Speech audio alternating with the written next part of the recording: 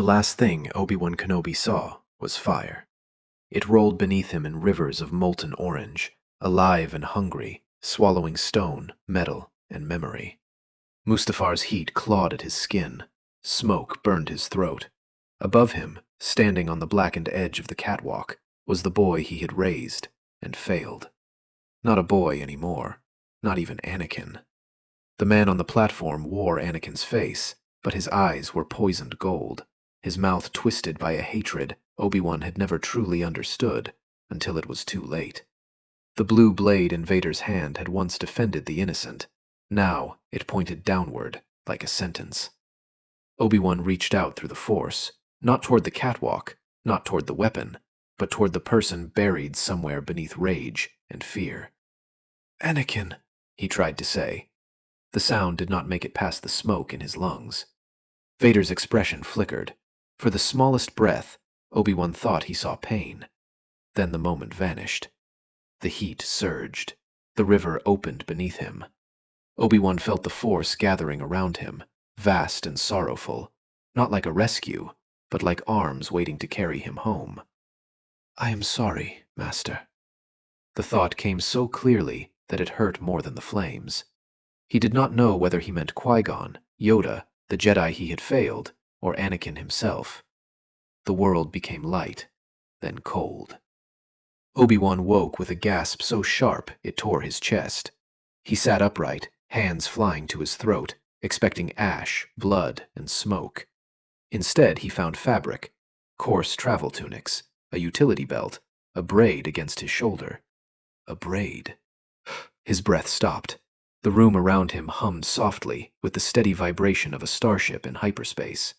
Pale blue light leaked from a narrow viewport. The air smelled of recycled oxygen, engine coolant, and something faintly sweet from a ration pack left open nearby. Not sulfur, not burning flesh, not Mustafar. Obi-Wan stared at his hands. They were younger, smoother, no scars from the war, no deep lines carved by grief. He flexed his fingers and found them trembling. A dream, then? No, the Force around him did not feel like a dream. It felt awake. It trembled beneath everything, vast and watchful, like a held breath. He could sense the ship's crew. He could sense the Queen's handmaidens resting behind closed doors. He could sense Qui-Gon Jinn in quiet meditation near the forward section. Qui-Gon. Obi-Wan nearly broke. The name opened something inside him so violently that he had to grip the edge of the bunk. His master was alive. Not memory, not ghost, not echo. Alive. Breathing. Stubborn. Warm in the Force like sunlit stone after rain. And there was another presence. Small, bright, untrained, terrifyingly familiar. Anakin Skywalker slept somewhere nearby, dreaming restless dreams, his Force presence shining like a star trapped in a child's chest. Obi-Wan pressed both hands over his face. The Force had not let him die.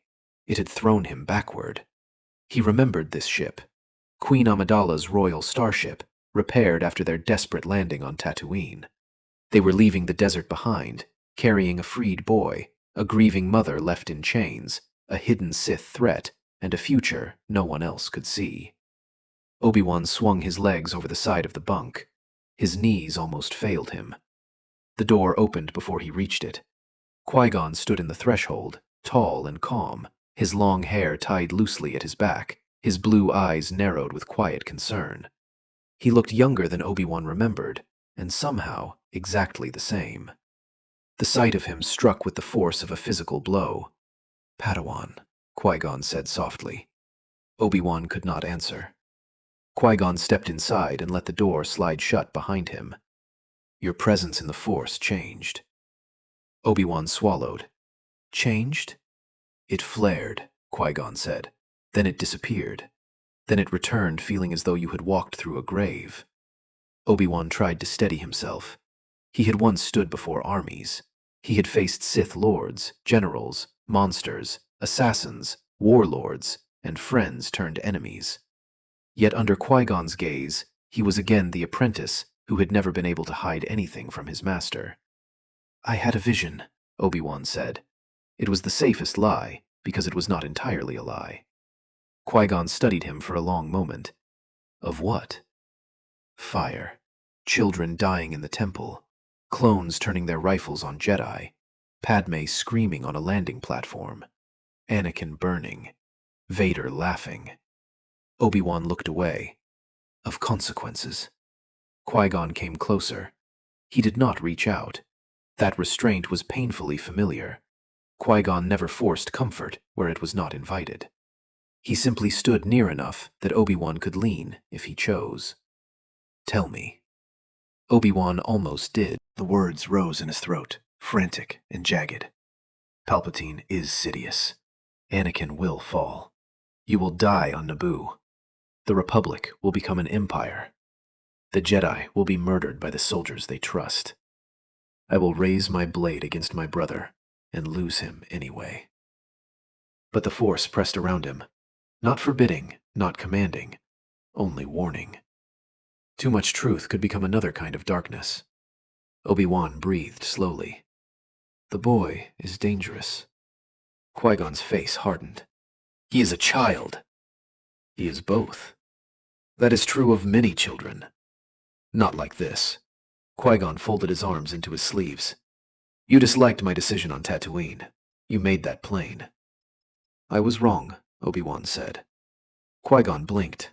Obi-Wan looked back at him, and for the first time since waking, his voice did not shake. I was wrong to look at him and see only a complication.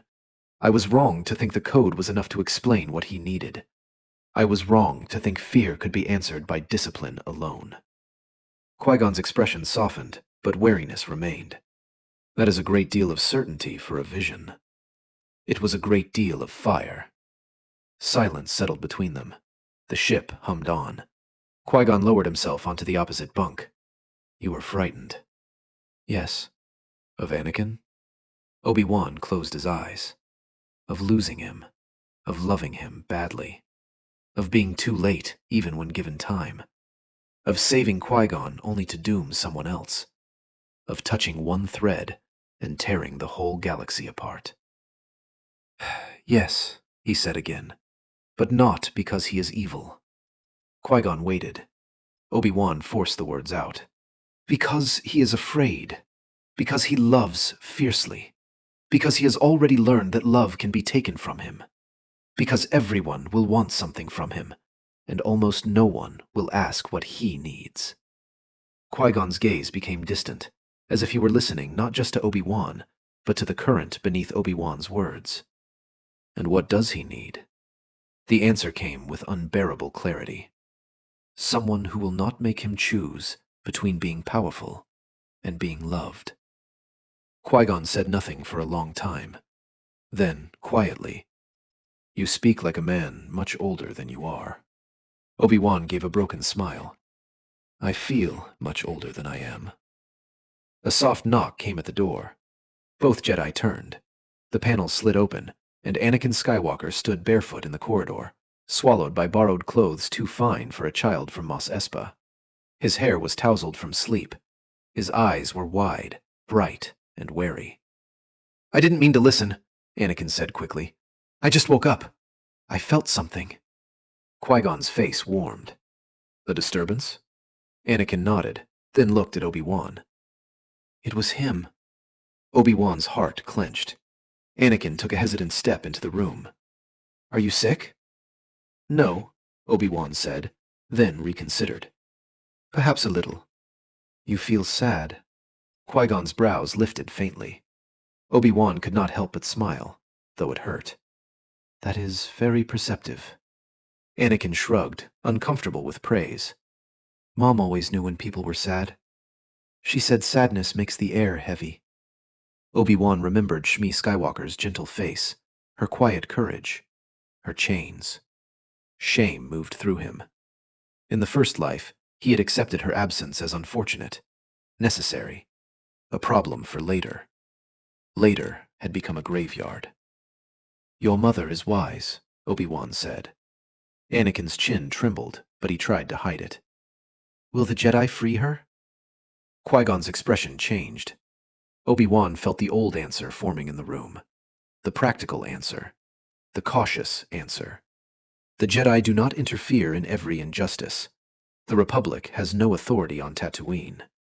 We will see what can be done. Obi-Wan heard those answers as if they were already ghosts. He knelt so he was nearer Anakin's height. "I do not know yet," he said, "but I promise you this. She will not be forgotten." Anakin searched his face with painful intensity. "People say that when they mean no." "I know." "Do you mean no?" "No." Qui-Gon looked at Obi-Wan sharply. Obi-Wan did not look away from Anakin. "I mean that I will remember she exists, even when it becomes inconvenient." The boy's breath caught. Something shifted in the Force. Not healed, not saved, not cleansed of fear, but heard. Anakin nodded once, fiercely, then wiped his face with his sleeve as if angry at his own tears. "Good." Qui-Gon stood. "Anakin, return to rest. We will reach Coruscant soon, and the day will be difficult." The boy hesitated. "Will they let me be a Jedi?" Obi-Wan and Qui-Gon shared a glance. The old future hovered over them. A council chamber. Suspicion. Fear. Rejection. A boy told he was dangerous before anyone had taught him how to be safe. Obi-Wan spoke before Qui-Gon could. "They will test you. They may be afraid of what they find. Do not mistake their fear for your worth." Anakin frowned. "Jedi get afraid?" "All living beings do." "But Jedi aren't supposed to." "That is one of the mistakes Jedi make," Obi-Wan said softly. Qui-Gon's gaze snapped to him again, but this time there was something like approval beneath the concern. Anakin absorbed that with solemn seriousness. Then he nodded, turned, and vanished down the corridor. The door closed. Qui-Gon. "Padawan." "Yes, Master?" "What did you see?" Obi-Wan's eyes stayed on the closed door. "A boy, drowning," he said, "and everyone around him insisting he should learn to breathe water." The Jedi Temple on Coruscant looked exactly as Obi-Wan remembered, and nothing like he remembered. Its towers rose into the golden haze of the capital, serene above the endless streams of traffic. Sunlight glanced across ancient stone. Landing platforms buzzed with quiet motion. To anyone else, it was a symbol of peace. To Obi-Wan, it was a mausoleum that had not yet learned it was dead. He stood beside Qui-Gon on the platform while Queen Amidala's party prepared for the Senate. Anakin lingered nearby, pretending not to stare at everything. Jar Jar moved from one distraction to another, muttering in awe. Padme, disguised among her handmaidens, watched Anakin with concern too practiced for someone so young. Obi-Wan sensed the temple before he entered it. Thousands of Jedi. Thousands of lives. Children laughing in training halls. Masters in meditation. Knights returning from missions. Archives glowing with knowledge. The Force moved through them all, bright and disciplined. Alive. He nearly staggered. Qui-Gon's hand touched his shoulder. "Breathe." Obi-Wan obeyed. The temple doors opened. Every step inside felt like trespassing in a memory. He saw places that would burn, corners where younglings would hide, halls where clones would march. He heard, beneath present peace, the echo of future screams. No. He stopped so abruptly that Qui-Gon turned. Obi-Wan closed his eyes and reached for the Force. Not for the future, not for death, for now. A training saber hummed somewhere distant. A child, a librarian scolded someone for running. A fountain whispered in an inner garden. Qui-Gon was beside him. Anakin was alive. Nothing had happened yet. Not yet. When he opened his eyes, Yoda was waiting at the end of the hall. The old master leaned on his cane, ears angled low, gaze fixed entirely on Obi-Wan. "Troubled you are." Qui-Gon bowed. Obi-Wan followed a heartbeat late. "Master Yoda," Qui-Gon said. Yoda ignored him at first. His attention remained on Obi-Wan. "Long shadows cling to you, young Kenobi." Obi-Wan's mouth went dry. "I have had unsettling visions, Master."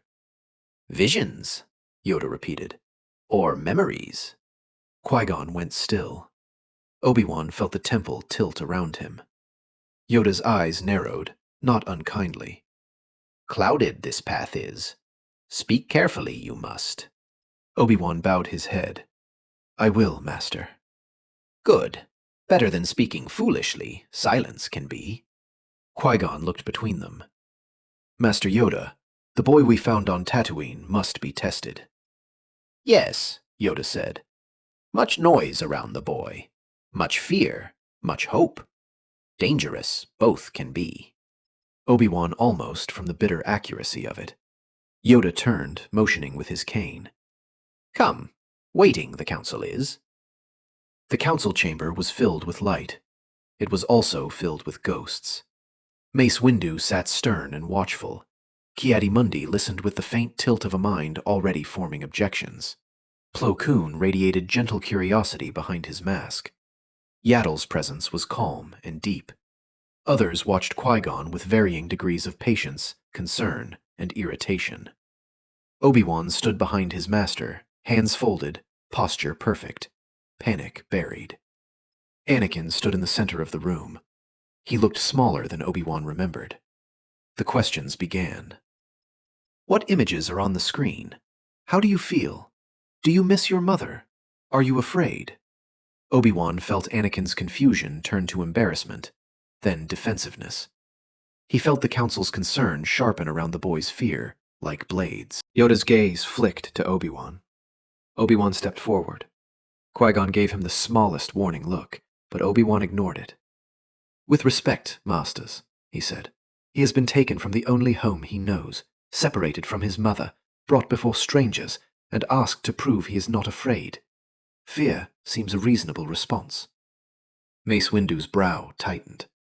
No one suggested otherwise, Padawan Kenobi. No, Obi-Wan said, but he can feel what we think of his fear. The chamber went quiet. Anakin looked at him. Obi-Wan knew he was overstepping. He knew the old Obi-Wan would have been horrified, but the old Obi-Wan had bowed to caution until caution became a funeral robe. Yoda tapped his cane once. And what think you, Padawan? Obi-Wan faced him. I think fear left alone becomes anger. Anger left unnamed becomes shame. Shame left hidden becomes a door. And there are things in the dark that know how to open doors. A chill crossed the room. Mace leaned forward. That is a very specific warning. Yes, Master. From your visions? Yes. Qui-Gon studied Obi-Wan with open concern now. Mace's voice lowered. Do these visions concern the Sith? Obi-Wan felt the future twist around the name. He saw Palpatine smiling. He saw Sidious in shadow. He saw a black-robed Emperor watching Vader kneel. Yes, Obi-Wan said. The council stirred. Ki-Adi-Mundi frowned. The Sith have been extinct for a millennium. Qui-Gon's jaw tightened. I encountered a warrior trained in the dark side on Tatooine. A darksider does not prove the return of the Sith, Mace said. No, Obi-Wan said, before he could stop himself. But disbelief will not make him less real. Mace's gaze hardened. Qui-Gon spoke quickly. My Padawan's visions have unsettled him, but he speaks from concern, not arrogance. That was generous. Obi-Wan bowed his head. Yoda watched him for so long that Obi-Wan felt as if every secret in his soul had been placed beneath a lantern. Tested, the boy has been, Yoda said at last. Powerful he is. Dangerous his fear is. More dangerous, perhaps, the fear of others around him. Mace did not look pleased. Yoda continued. Decide today we should not. The Queen's crisis unresolved remains. Return to Naboo, Qui-Gon will. With him, the boy may go. Qui-Gon bowed. Thank you, masters. Gratitude premature may be, Yoda muttered. Anakin looked relieved and terrified at once. Obi-Wan felt something shift again. A thread, maybe. Not broken, not fixed, only moved. The session ended, But as the others rose, Mace called out, "Padawan Kenobi, remain." Qui-Gon turned at once. "Masters?" "Alone," Mace said. Qui-Gon's expression darkened. Obi-Wan touched his sleeve. "It is all right." "It rarely is when someone says that," Qui-Gon murmured. Obi-Wan almost smiled. When the doors closed and the chamber emptied, except for Yoda and Mace, Obi-Wan stood in the center where Anakin had stood minutes before. Mace's voice was calm. "What are you?" The question struck harder than accusation. Obi-Wan answered honestly, "I do not know." Mace did not blink. "You carry grief you have not lived. Your presence in the Force is layered. Your instincts are not those of a Padawan. When you entered the chamber, you looked at us as though you had watched us die." Obi-Wan said nothing. Yoda's ears lowered. "Have you?" Mace asked. Obi-Wan closed his eyes. He could deny. He could hide. He could claim uncertainty. But the Force had not dragged him through death so he could become a coward in the face of truth. "Yes." The words seemed to drain the light from the room. Mace sat back slowly. "All of us?" "Most." Yoda's grip tightened on his cane. Mace's voice remained controlled. "How?" Obi-Wan looked toward the city beyond the windows. Somewhere out there, Sheev Palpatine was moving pieces across a board no one else knew existed. "Betrayal," Obi-Wan said. "War. Fear. A Sith Lord hidden where no one thought to look." Mace's eyes sharpened. "Name him." The Force recoiled. Obi-Wan felt pain lance through his skull. The chamber blurred. He heard a whisper, soft as silk and sharp as a blade. "Not yet." He staggered. Yoda rose halfway from his seat. "Kenobi." Obi-Wan clutched his temple. "I cannot." Mace stood. "Cannot or will not?" "Cannot," Obi-Wan said through gritted teeth. "The future resists being made simple." Mace looked unconvinced. Obi-Wan forced himself upright. "But I can tell you this. The Sith will not strike only with sabers. He will use systems, laws, armies, friendship.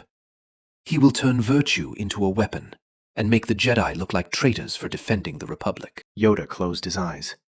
Mace stared at Obi-Wan with the look of a man seeing a battlefield far beyond the horizon. "And Skywalker?" Mace asked. "What role does he play?" Obi-Wan's throat tightened. "Victim," he said. "Weapon. Son. Brother. Enemy. All of them if we fail him." Mace absorbed that in silence. Yoda limped closer until he stood before Obi-Wan. "Save everyone. You cannot."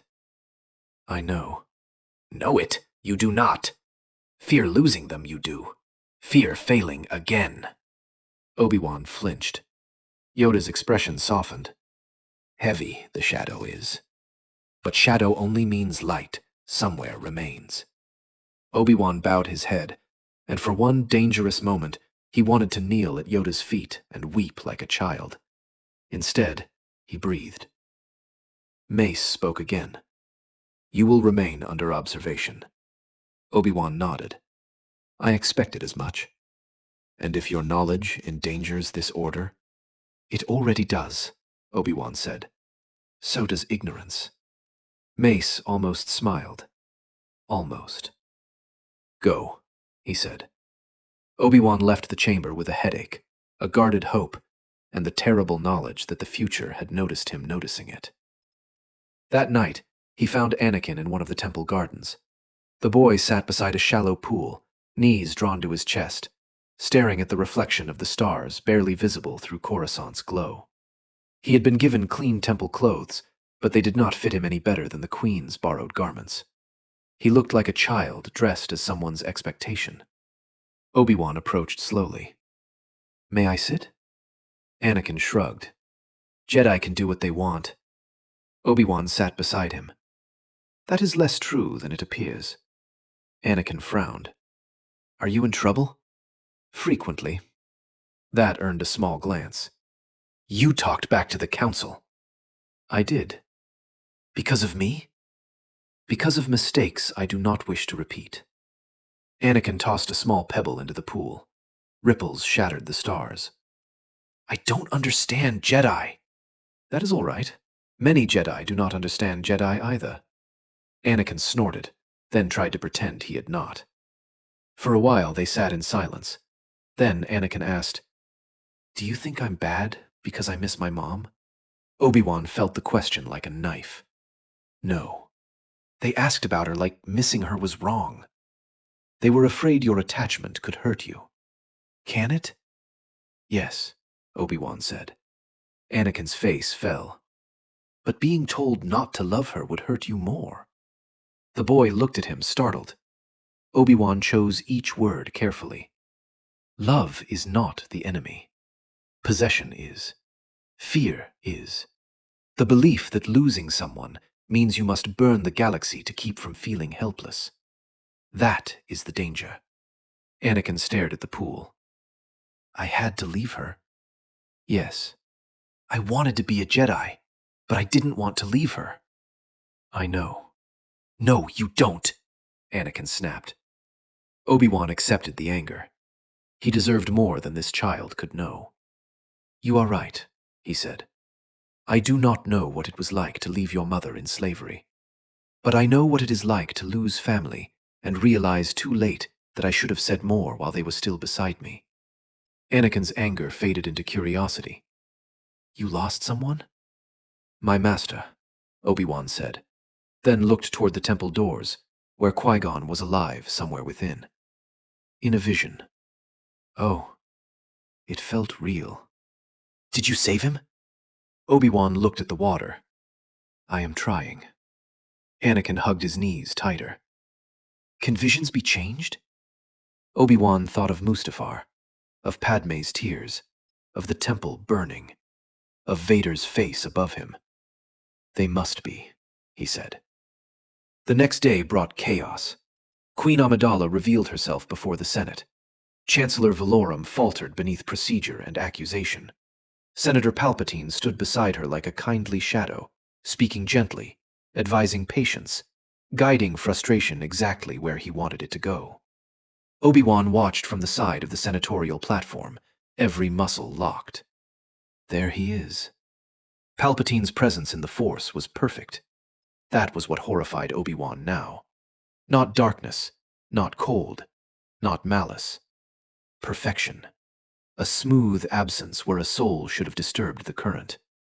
He was not a shadow in the Force. He was a polished mirror, reflecting whatever others expected to see. Palpatine turned. For one heartbeat, his gaze met Obi-Wan's across the chamber. The senator smiled. Obi-Wan felt Mustafar's heat crawl up his spine. Qui-Gon leaned close. What is it? Obi-Wan kept his face still. A man who smiles too easily. That describes half the Senate. Not like him. Palpatine's attention lingered a moment too long, then returned to the Queen. Obi-Wan knew then that hiding would not be enough. The Sith had sensed something. The future was no longer a memory. It was a predator circling the room. After the Queen called for the vote of no confidence, events moved with terrible familiarity. The Senate erupted. Valorum's authority cracked. Palpatine accepted sympathy with humble sorrow. Padme stood rigid, devastated by the cost of her own necessary choice. Obi-Wan watched history bend, and hated how much of it still followed the same road. That evening, in the Queen's temporary quarters, Padme made her decision. I am returning to Naboo. Her handmaidens protested. Captain Panaka argued. Palpatine counseled patience. Qui-Gon listened with grave respect. Anakin watched Padme like she was the bravest person he had ever seen. Obi-Wan said nothing until Palpatine turned to him. And you, young Jedi? The senator asked. Do you believe Her Majesty should return to danger? His voice was warm, polished, almost paternal. Obi-Wan met his eyes.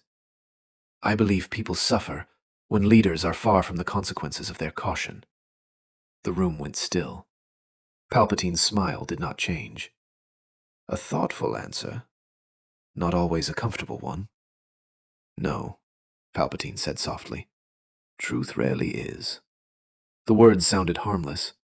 The Force tightened like a wire. Qui-Gon stepped slightly nearer to Obi-Wan. Padme looked between them, sensing more than she understood. Then you will come with us? Qui-Gon bowed. We will protect you. Obi-Wan bowed as well. And we will help where we can. Anakin straightened. I'm coming too. No, several voices said at once. The boy flushed. Qui-Gon knelt before him. Anakin, Naboo will be dangerous. So is Tatooine. That does not mean you should seek more danger. I'm not seeking it. I'm already in it. Anakin looked past Qui-Gon to Obi-Wan. Aren't I? Obi-Wan wanted to say no. He wanted to send the boy somewhere safe, somewhere quiet, somewhere no Sith Lord could ever touch him. But there had been no such place in the old future. Safety built on lies only taught fear to grow in secret. Yes, Obi-Wan said. Qui-Gon's expression tightened. But danger is not the same as destiny, Obi-Wan continued. You may come only if you listen when we tell you to run.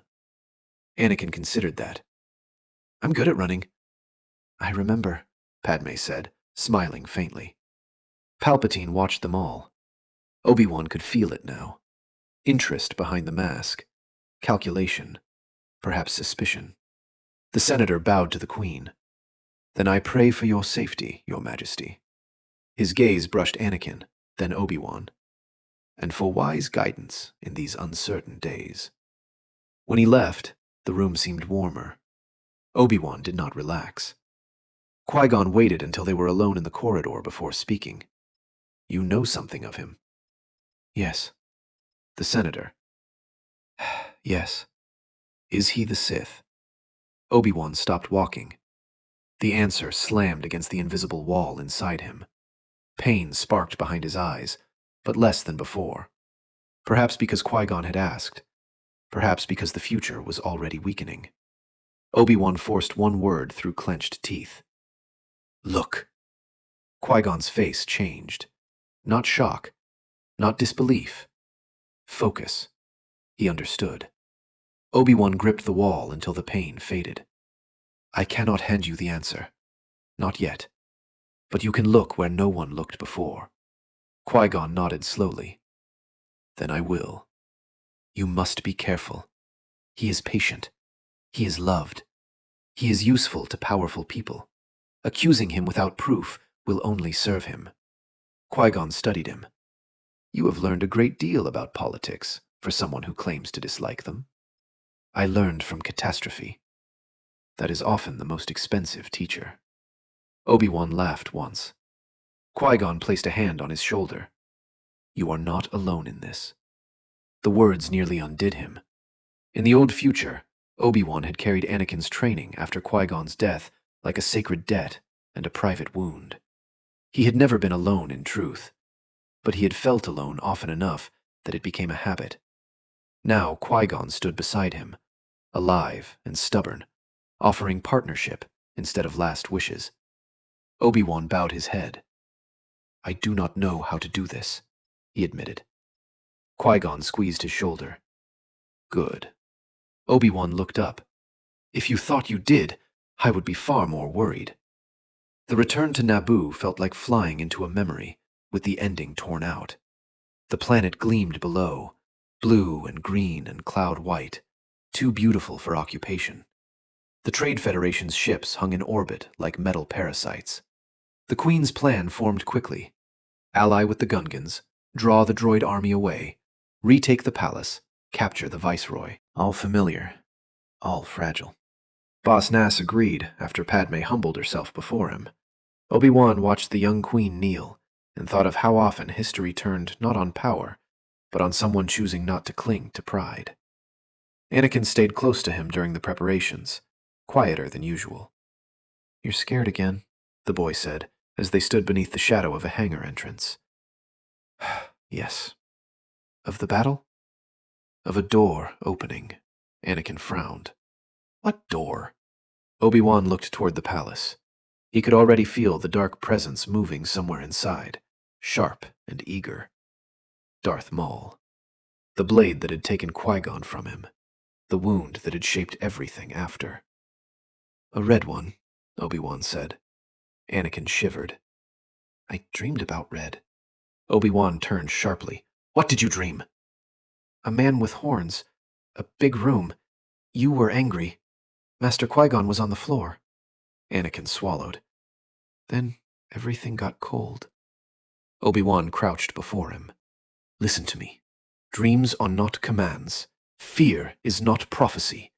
Do you understand?" "I think so." "If you see that man, you run." "But what if you need help?" "We will need you alive more than we need you brave." Anakin's mouth tightened. "That sounds like something adults say before they don't come back." Obi-Wan had no answer, so he gave the truth. "I am going to try very hard to come back." Anakin studied him, then threw his arms around Obi-Wan without warning. Obi-Wan froze. The child held on with desperate strength. In the old future, Anakin had hugged rarely and intensely, as if embarrassed by his own need. Obi-Wan, bound by restraint and uncertainty, had too often answered with awkward pats and dry words. He had loved Anakin, yes, but always through discipline, through duty, through lessons wrapped in criticism. This time, Obi-Wan wrapped both arms around the boy and held him. Anakin buried his face in Obi-Wan's tunic. "Don't let him kill Qui-Gon." Obi-Wan closed his eyes. "I won't." The battle began with thunder. Gungan shields shimmered beneath the open sky as droid armies advanced across the grasslands. Blaster fire flashed like stormlight. Boomas burst against armored tanks. The world shook with the machinery of invasion. In the city, Padme's strike team moved through polished corridors and hidden passages. Obi-Wan and Qui-Gon led the way, sabers ready but unlit, senses stretched. Every step toward the hangar tightened the knot in Obi-Wan's chest. This was where the path narrowed. This was where the old world had chosen blood. The palace hangar doors opened. Blaster fire erupted. Naboo pilots rushed for their starfighters. Droids turned. Padme fired with fierce precision. Panaka shouted orders. Anakin ducked behind a sleek fighter, eyes huge but alert. Then the air changed. The droids seemed suddenly less important. At the far end of the hangar, the doors slid apart. Darth Maul stood framed in darkness. Red and black skin, crown of horns, yellow eyes full of patient hatred. His double-bladed saber rested unlit in his hands, but the force around him screamed violence. Qui-Gon ignited his green blade. Obi-Wan ignited blue. For an instant, he was on Mustafar again. Fire below, red blade, yellow eyes. Failure waiting. No, not this time. Maul's saber snapped open with a hiss, red light spilling across the hangar floor. Qui-Gon moved first. Obi-Wan followed, but not as he had before. The old duel had been fury, speed, youth, and separation. Maul had used the terrain, the shields, the rhythm of impatience. He had divided them. He had waited for Qui-Gon to tire. He had killed him while Obi-Wan watched helplessly from behind a wall of energy. Obi-Wan would not chase rage again. He matched Qui-Gon's pace, not Maul's. The Sith came like a storm. His saber spun in brutal arcs, striking high, low, then reversing with serpent speed. Qui-Gon met him with calm power. Obi-Wan slipped into the openings, not attacking to win, but defending the bond between them. Maul snarled. He felt the difference. The duel spilled from the hangar into the generator complex. Catwalks stretched over deep shafts. Energy beams pulsed. The air filled with the roar of machinery. Obi-Wan's heart hammered. Here was the wound. The ray shields ahead flickered in time sequence. Maul retreated toward them. Qui-Gon pressed. Obi-Wan saw the pattern forming. "No!" he shouted. Qui-Gon checked his advance instantly. Maul's eyes flashed with irritation. The first shield slammed down between them and the Sith, but Qui-Gon had stopped short. He was not trapped alone. Obi-Wan stood beside him. For the first time since waking, the future missed a step. Maul paced beyond the red barrier, breathing hard, hatred rolling off him. Qui-Gon glanced at Obi-Wan, understanding dawning. "You have been here," he said. "Yes." The shield buzzed between them and the Sith. Obi-Wan raised his saber. "When it opens, he will try to draw one of us ahead. We do not separate." Qui-Gon nodded. The shield lifted. Maul lunged. The duel became something new. Qui-Gon and Obi-Wan fought as one. Not master and apprentice, not past and future, but two living Jedi refusing to be divided by fear. Maul drove them backward, then sideways, then toward the pit. Obi-Wan felt the old rage rising when Maul struck at Qui-Gon's chest. He let it pass through him. Not gone, not denied, passed through. He answered with precision instead of fury, cutting low, forcing Maul's balance to shift. Qui-Gon took the opening, striking the hilt of one blade.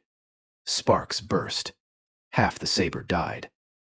Maul roared. The remaining red blade came around in a killing arc, aimed at Qui-Gon's neck. Obi-Wan stepped in. Blue met red. Their sabers locked. Maul's face was inches from his. In those yellow eyes, Obi-Wan saw more than the apprentice before him. He saw a chain. Maul to Sidious. Sidious to Anakin. Anakin to Vader. Vader to fire. Fire to death. The chain could break. Maul pushed harder. "You fear me." Obi-Wan held. "No," he said. "I remember you." For the first time, uncertainty flickered across the Sith's face. Qui-Gon moved. His green blade struck Maul's weapon at the emitter. The red blade vanished in a shower of sparks. Obi-Wan swept Maul's legs from under him with the Force. The Sith hit the floor hard, weapon destroyed, rage undimmed. Qui-Gon's blade hovered at his throat. Obi-Wan stood over him, chest heaving. In the old future, he had cut Maul in half, with grief guiding his hand. Now every instinct screamed to end it. One less Sith, one less danger, one less shadow. But the Force held him still. Qui-Gon did not kill him. Maul laughed, low and vicious. "Mercy." "Justice," Qui-Gon said. Maul's eyes shifted to Obi-Wan. "Your future still burns, Jedi." Obi-Wan went cold. Qui-Gon's blade pressed closer. "What did you say?" Maul smiled through bloodied teeth. "My master felt the fracture. He felt the dead man walking in borrowed time." The generator chamber seemed to darken. Obi-Wan heard distant battle. Far above, starfighters launched. Somewhere, Anakin was alive. Padme fought for her world. The Council waited on Coruscant. Palpatine smiled. Maul's voice dropped to a whisper. "He knows you now." A tremor moved through the Force. Not from Maul, from far away, from the capital. From a hidden room where a Sith Lord had just realized the game had changed. Obi-Wan looked at Qui-Gon. Qui-Gon looked back. No death lay between them this time. No burning pyre. No promise made over a fallen master. Only a living choice. Then the lights in the generator complex flickered, and through the Force came a voice Obi-Wan had heard at the end of the galaxy. Soft, patient, amused. "Hello, Master Kenobi." Obi-Wan tightened his grip on his saber. The future had found him. The voice in Obi-Wan's mind was not loud. That made it worse. It did not thunder through the Force like a command. It did not strike like Maul's hatred, or burn like Mustafar's rivers. It arrived gently, almost fondly, as if spoken by an old friend across a quiet room. "Hello, Master Kenobi." Obi-Wan's blood went cold. The generator chamber roared around him. Energy pulsed through the great core below. Sparks rained from Maul's ruined saber staff. Qui-Gon stood over the fallen Sith, with his green blade angled at Maul's throat. Alive, breathing, whole. The future had broken open, but the darkness had not vanished. It had answered. Obi-Wan tightened his grip on his lightsaber until his knuckles ached. Qui-Gon did not take his eyes off Maul. Obi-Wan? He heard us, Obi-Wan whispered. Maul smiled from the floor, teeth red with blood. He hears more than you know. Qui-Gon's expression hardened. Then perhaps he should listen carefully. He lifted his free hand and struck Maul with a precise wave of the Force. The Zabrak's eyes rolled back, and his body went limp against the metal floor. Qui-Gon kept his saber lit for several heartbeats afterward, not trusting stillness. Obi-Wan could still feel Sidious.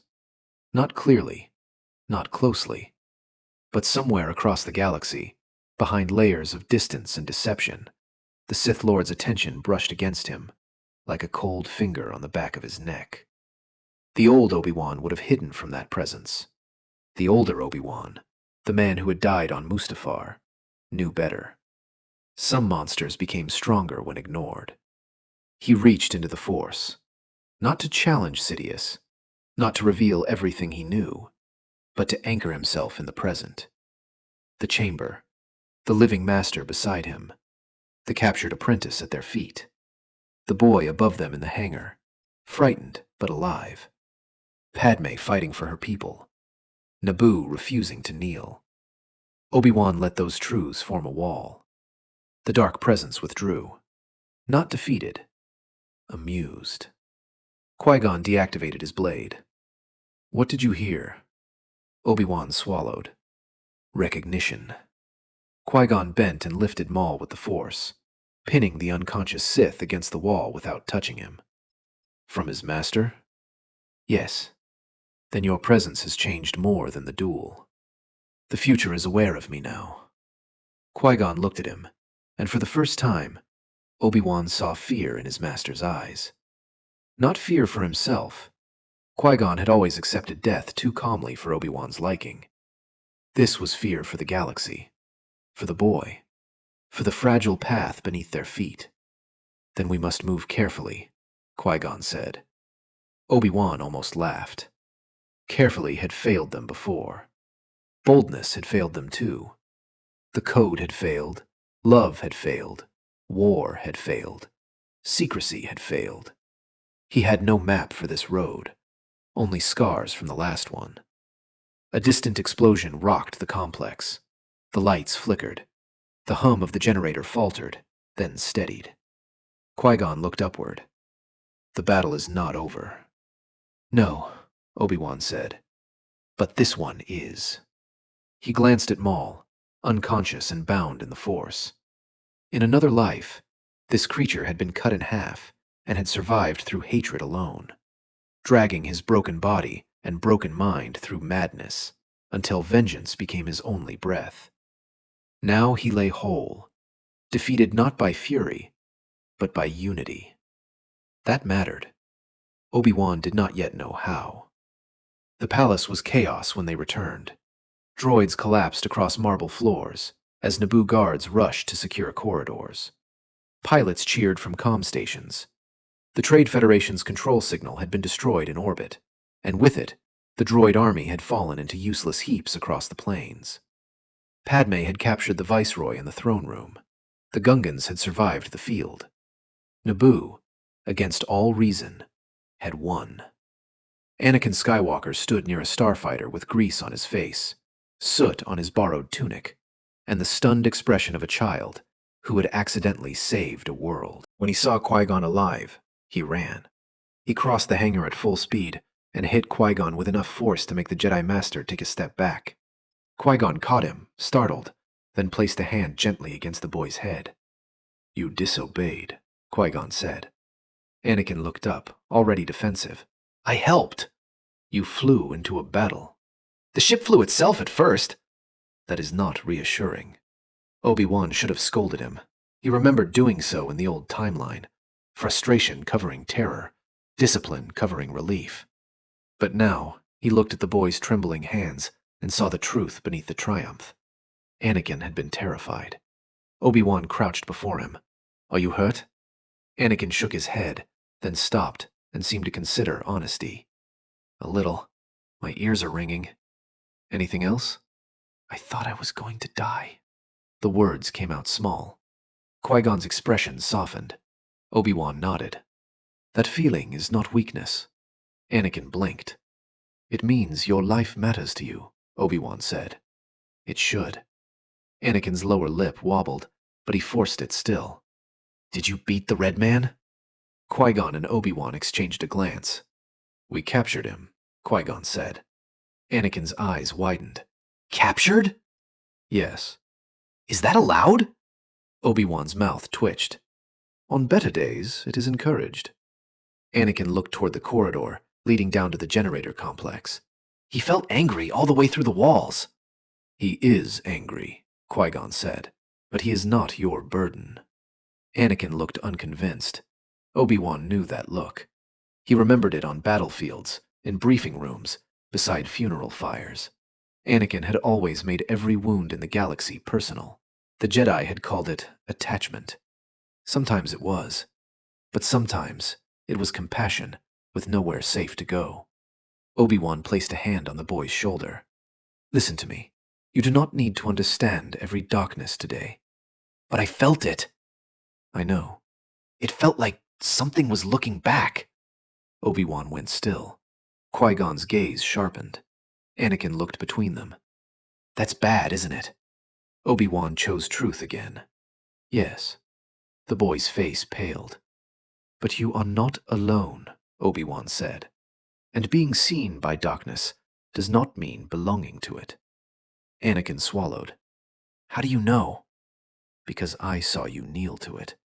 Because I saw you rise from it too late. Because I loved you after you were lost, and did not know how to say it until the lava took everything." Obi-Wan said, "Because I have stood in darkness and still remembered the light." Anakin stared at him with an intensity too old for his face. Then he nodded.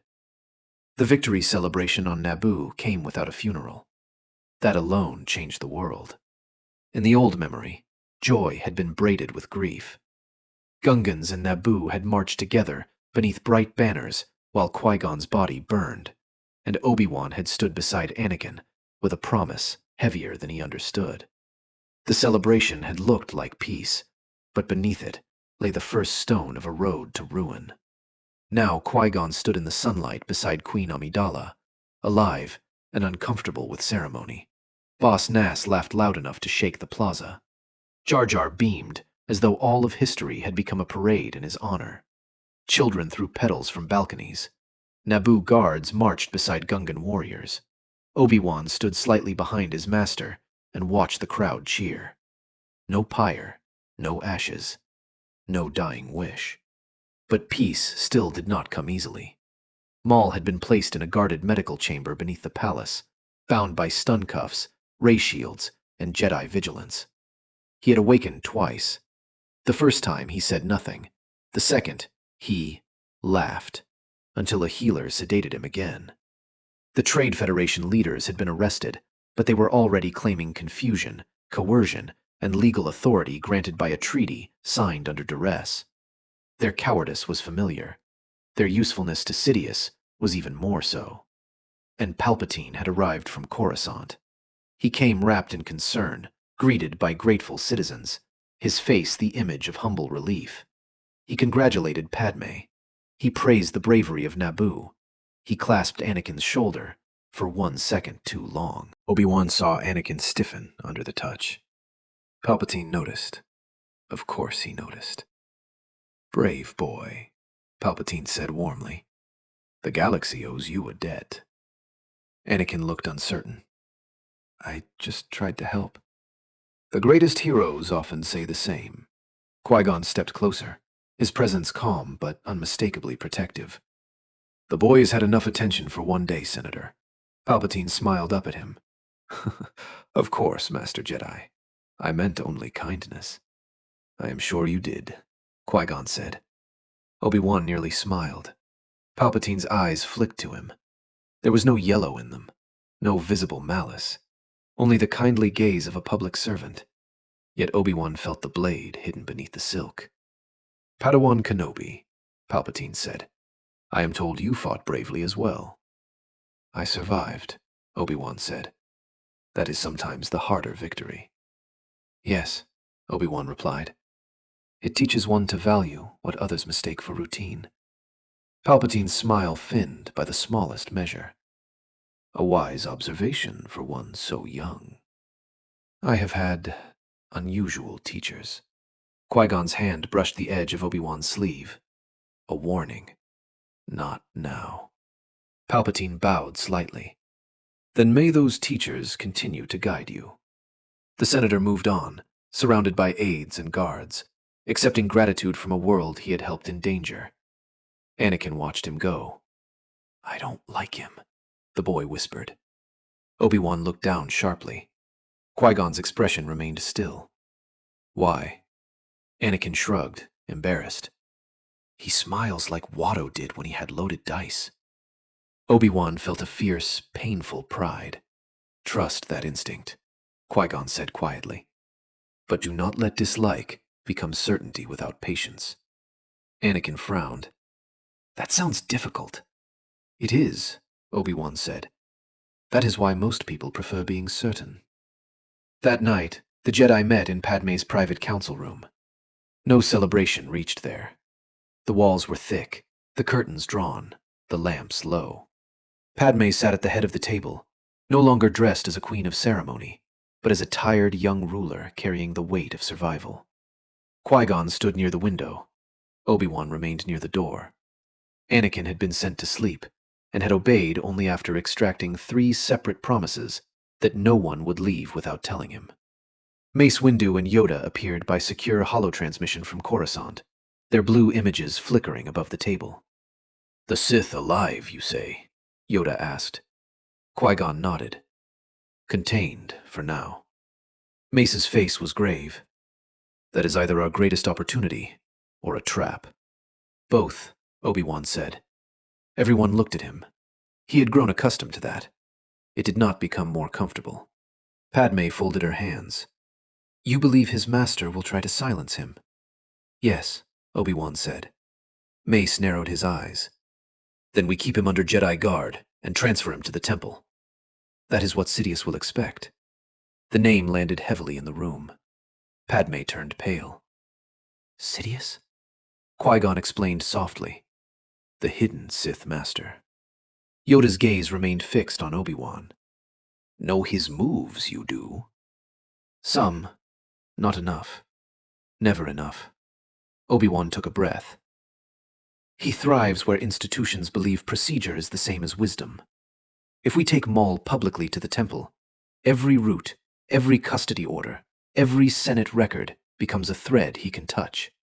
If we hide Maul, he will use that secrecy against the Order if discovered. If we interrogate too aggressively, he may break Maul's mind before we gain anything." Mace crossed his arms. "Then what do you suggest?" Obi-Wan looked at Padme.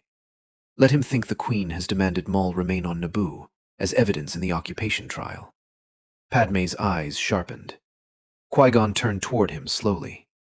Obi-Wan continued. "The Senate will debate jurisdiction. The Jedi will appear frustrated. The Trade Federation will panic. Sidious will not trust the delay. He will need to know whether Maul can expose him." Mace said, "You want to bait him." "I want to force him to act outside the comfortable machinery he controls."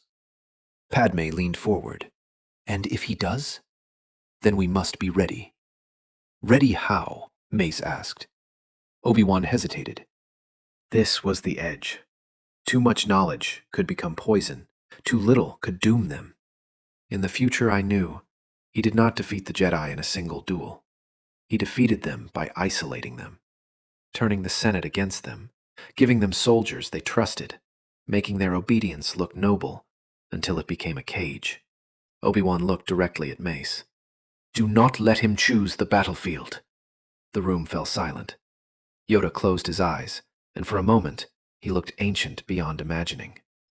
Padme's voice was quieter when she spoke. You said, future. Obi-Wan did not answer. She stood. Master Jinn, is he speaking metaphorically? Qui-Gon glanced at Obi-Wan, then back to her. No. Padme absorbed that with the composure of a queen and the fear of a girl who had already seen too much war. Then tell me this. Does Naboo survive? Obi-Wan looked at her, and all he could see was a funeral procession on a world of waterfalls.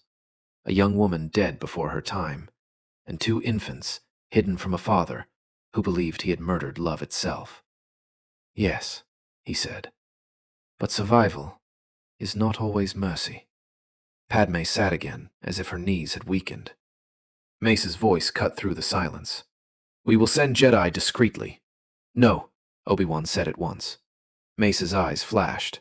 Obi-Wan bowed his head. Forgive me, but if known Jedi Masters move suddenly, Sidious will sense the pattern. Send no one obvious. Yoda's ears lifted. Already sent. Someone has been. Obi-Wan blinked. Mace allowed himself the faintest satisfaction. You are not the only one who understands discretion. Qui-Gon looked intrigued. Who? Yoda only hummed. Arrive when needed. Help will. Obi-Wan wished that comforted him. Instead, it reminded him that the Force had a habit of calling something help only after it had nearly killed everyone involved. Maul's third awakening came before dawn. Obi-Wan felt it from his meditation chamber. Not because Maul reached for him, but because the darkness around the palace shifted. A pressure entered the air, subtle and cold, as though night itself had leaned closer to the windows. He rose immediately. Qui-Gon was already in the corridor, robe over his tunics, lightsaber in hand. You felt it, Qui-Gon said. Yes. They moved quickly, not running, not yet. Guards stood at the lower stairwell, alert but confused. The palace seemed quiet. Too quiet for a building full of soldiers, healers, prisoners, and exhausted leaders. Obi-Wan reached the secure medical wing and stopped. The guards at the door were alive, but unconscious. Their blasters lay beside them. No burn marks, no wounds. Only sleep. Qui-Gon knelt and checked one pulse. Force suggestion. Obi-Wan stared at the sealed door. From inside came Maul's voice. Not laughing now. Screaming. Qui-Gon ignited his saber and cut the lock. The door slid open halfway, then jammed. Obi-Wan and Qui-Gon forced it apart with the Force and entered together. Maul writhed on the medical table, wrists and ankles locked in restraints, muscles straining so hard the metal groaned. His eyes burned yellow. His teeth were clenched. Blood trickled from his nose. Above him, the air shimmered. No body stood there, no hooded figure, only a presence projected through the Force, vast and poisonous, pressing down on Maul's mind like a hand closing around a throat. Sidious was killing him from across the stars. Qui-Gon lifted his blade, helpless against an enemy without flesh. Obi-Wan stepped forward. Do not, Qui-Gon warned. But Obi-Wan was already reaching. He entered the storm. The chamber vanished. He stood in darkness. Not empty darkness, but layered darkness. A place of whispers, memories, and blades. Maul knelt before a shadow robed in black. Chains of red light wrapped around the Zabrak's skull and chest, burning through loyalty, fear, hatred, training. Sidious did not turn. Still meddling, the shadow said. Obi-Wan felt the weight of that voice down to his bones. He stood straighter. Still hiding, a soft laugh. From you? No. From them. Images flashed around them. The Senate applauding, Jedi bowing to law. Anakin older, angry, desperate. Clones marching, the temple burning. Padme dying. Obi-Wan alone in desert wind. Sidious turned at last. His face was still Palpatine's, but stretched by shadow, eyes bright with the truth he concealed. You think grief makes you wise, Sidious said. It only makes you predictable.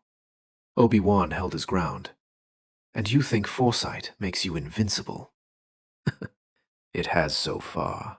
No, Obi-Wan said. Secrecy has. The Sith smiled. The chains tightened around Maul. The Zabrak screamed without sound. Sidious lifted a pale hand. This animal has served his purpose. Let him die. He is nothing to you.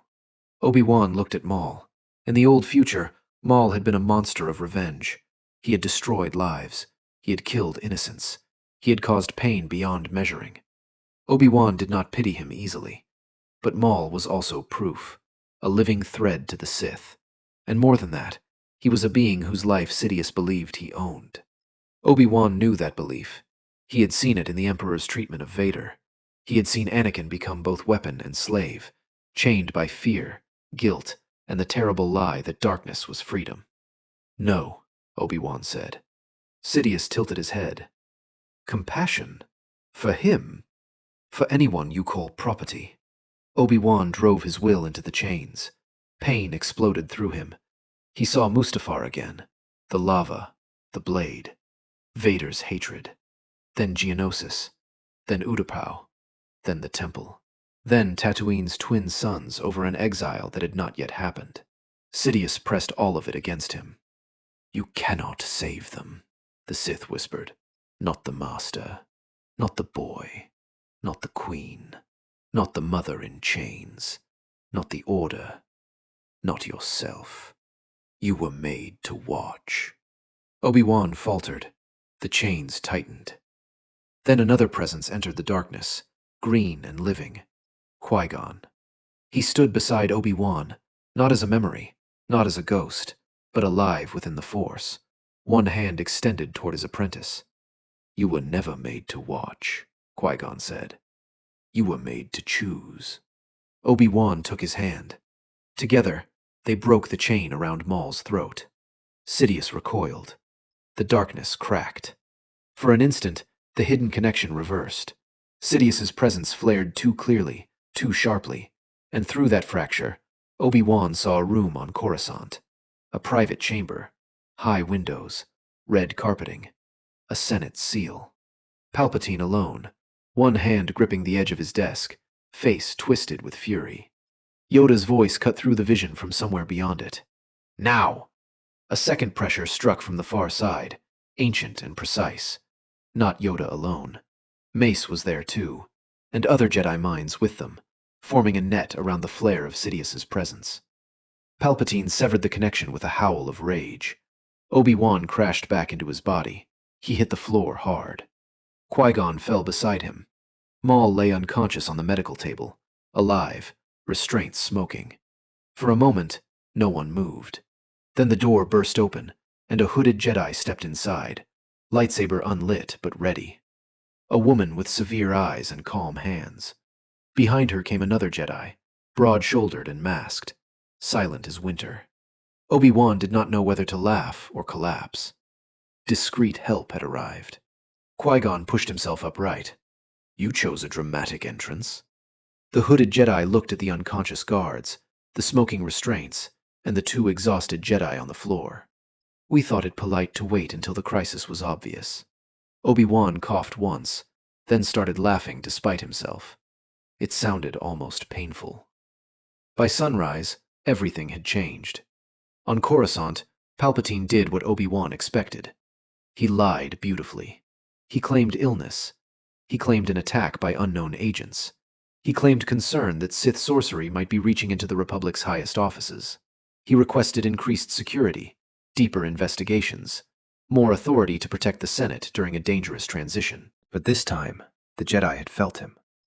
Not all of them, not publicly. Not enough for a Senate conviction. But Yoda had touched the edge of the mask. Mace had felt the darkness behind the statesman.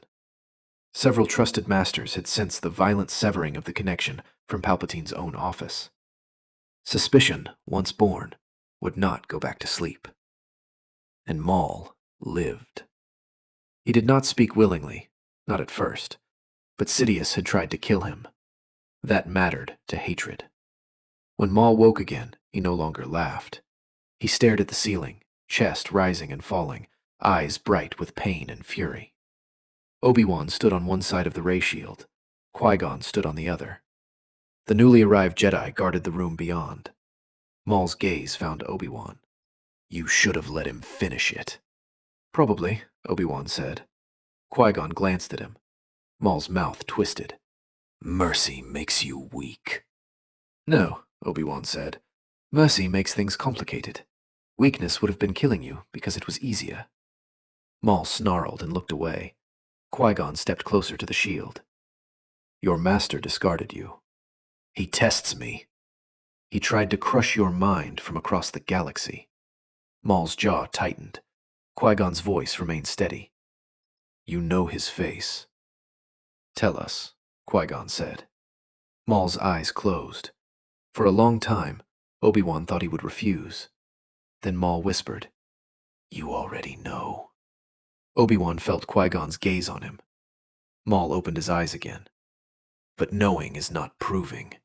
Proving is not winning. Winning is not surviving him." Obi-Wan almost smiled. "You sound very loyal for someone he just tried to murder." "I am not loyal," Maul said. "I am his work." The words struck harder than Obi-Wan expected. Anakin would have understood that sentence. So would Vader.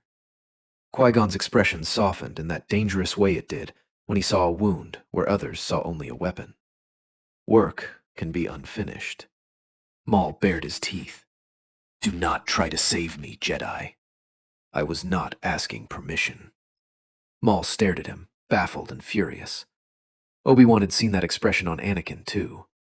He left the chamber before the resemblance became unbearable. The confrontation with Anakin came in the hangar. The boy had been told very little, which meant he had learned far too much by listening at doors. He waited beside a Naboo transport with his arms crossed, looking betrayed. "You're leaving for Tatooine," he said.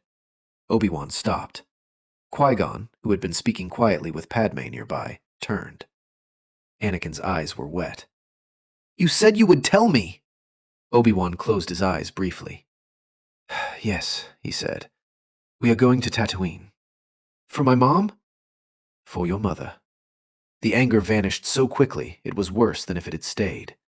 Anakin looked suddenly afraid to hope. "Really?" Qui-Gon approached. "Queen Amidala has arranged funds through Naboo relief channels. Not as a Republic act, as a private humanitarian matter."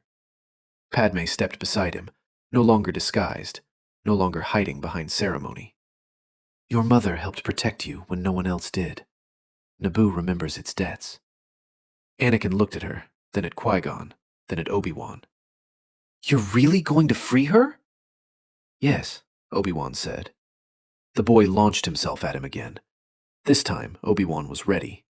He held Anakin tightly while the child shook.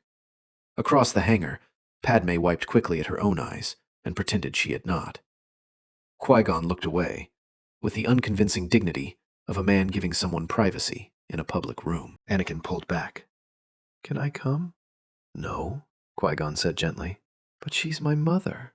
And if Sidious knows we are going, you would be the first thing he reaches for," Obi-Wan said. Anakin's face tightened. "I hate him."